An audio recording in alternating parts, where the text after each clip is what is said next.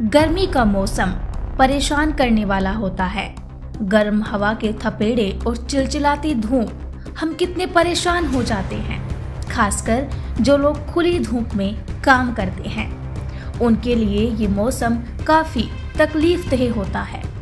गर्मी परेशानी बढ़ाती तो है ही, आपकी सारी ऊर्जा भी खत्म कर देती है। गर्मियों के दिन लंबे होते हैं और इस लंबे गर्म दिन में हम थका हुआ और चिड़चिड़ा महसूस करते हैं।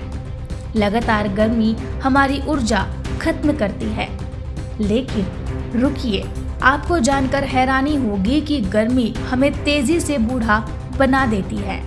दरअसल गर्मी से होने वाला तनाव हमारी एपिजेनेटिक्स को बदल देता है, जो एक शारीरिक प्रक्रिया है।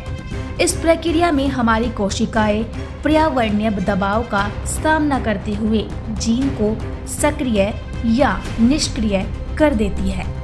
अमेरिका में हुए नए शोध में इस महत्वपूर्ण प्रश्न का जवाब तलाशा गया कि अत्यधिक गर्मी मनुष्यों को किस तरह से प्रभावित करती है, और इस शोध की रिपोर्ट आई तो वो चिंताजनक है।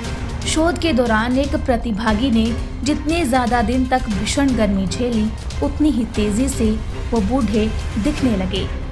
शोध रिपोर्ट में कहा गया कि जैसे जैसे गर्मी बढ़ेगी और मनुष्य अधिक गर्मी के संपर्क में आएंगे, तो उनका शरीर इस तनावों का सामना करते हुए तेजी से बूढ़ा होगा। ये निष्कर्ष विशेष रूप से ऑस्ट्रेलिया के लिए प्रासंगिक है, क्योंकि वहाँ गर्मी ज्यादा बढ़ने की आशंका है। उम्र का बढ़ना स्वाभाविक है, लेकिन बूढ़ा होने की दर हर व्यक्ति में अलग अलग होती है। जैसे जैसे हमारी उम्र बढ़ती है, हमारे शरीर पर तनाव का असर ज्यादा होता है। अगर हम लंबे समय तक पर्याप्त नींद नहीं लेते, तो हम तेजी से बूढ़े हो जाएंगे। इस तरह गर्मी हमें सीधे बीमार कर सकती है या जानलेवा भी हो सकती है। लेकिन इसकी एक लंबी प्रक्रिया होती है। लगातार गर्मी हमारे शरीर पर दबाव डालती है और गर्मी के कारण हमारे काम करने की गति भी धीमी हो जाती है। अब आप सोच सकते हैं कि हमारे जीन जीवन भर नहीं बदलते, जबकि हमारा डीएनए तो वही रहता है। लेकिन आपकी कोशिकाएं तनाव के जवाब में अपने हजारों जीन में से कुछ को निष्क्रिय या सक्रिय कर सकती है।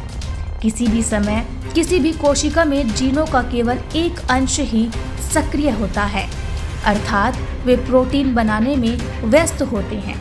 इसे एपिजेनेटिक्स के नाम से जाना जाता है। इस मामले में डीएनए मिथाइलेशन को समझने की जरूरत है। यहाँ मिथाइलेशन से तात्पर्य एक रसायन से है जिसका उपयोग हमारी कोशिकाएं डीएनए को विभिन्न कार्यों वाले प्रोटीनों को उत्पादन व सक्रिय होने से रोक सकती है। डीएनएम में कोशिकीय परिवर्तन के कारण प्रोटीन का उत्पादन कम या ज्यादा हो सकता है, जो बदले में शारीरिक कार्यों और हमारे स्वास्थ्य की स्थिति को प्रभावित कर सकता है। ये बुरा या अच्छा दोनों हो सकता है। गर्मी से होने वाले तनाव से जीन की निष्क्रिय या सक्रिय होने का तरीका बदल सकता है, जिससे हमारे बूढ़े होने की दर प्रभावित हो सकती है। कोशिकाओं में भीषण गर्मी से उत्पन्न तनाव बरकरार रह सकता है, जिससे समय के साथ उनके डीएनएम पैटर्न में बदलाव होता है। इस बात पर बहुत शोध किया गया कि गर्मी एपिजेनेटिक्स को कैसे प्रभावित करती है। इस शोध में लगभग 3700 लोग शामिल थे, जिनकी औसत आयु 68 वर्ष थी। युवा लोगों की तुलना में बुजुर्गों पर गर्मी का ज्यादा असर पड़ता है। उम्र बढ़ने के साथ साथ हमारे शरीर के तापमान को नियंत्रित करने की क्षमता कम होती जाती है और हम बाहरी तनावों व आघातों का सामना करने के प्रति कमजोर पड़ जाते हैं। हम ये भी जानते हैं कि अत्यधिक गर्मी के कारण बीमारी और मृत्यु हो सकती है, खासतौर पर बुजुर्गों में। अध्ययन का उद्देश्य ये बेहतर ढंग से समझाना था कि जब मानव शरीर अल्प, मध्यम और दीर्घ अवधि तक भीषण गर्मी के संपर्क में रहता है, तो जैविक स्तर पर उसके साथ क्या होता है। ऐसा करने के लिए शोधकर्ताओं ने रक्त के नमूने लिए और जीनोम में हजारों जगह पर एपिजेनेटिक परिवर्तनों को नापा। इनका उपयोग 3 जैविक आयु चक्रों PC फेनोएच, PC ग्रीएमएच और ड्यूने डिनपेस को मापने के लिए किया गया। अध्ययन के अनुसार पीसी-फेनोएच आयु चक्र में लंबे समय तक भीषण गर्मी के संपर्क में रहने से 6 वर्ष की अवधि में जैविक आयु 2.48 वर्ष बढ़ गई।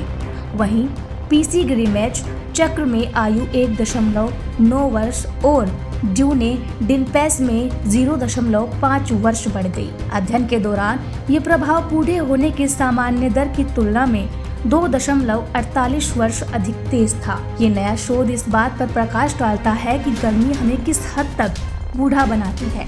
जैसे जैसे भविष्य में गर्मी बढ़ेगी, हमारी एपिजेनेटिक्स प्रतिक्रिया में बदलाव होता जाएगा और हम तेजी से बूढ़े होते जाएंगे।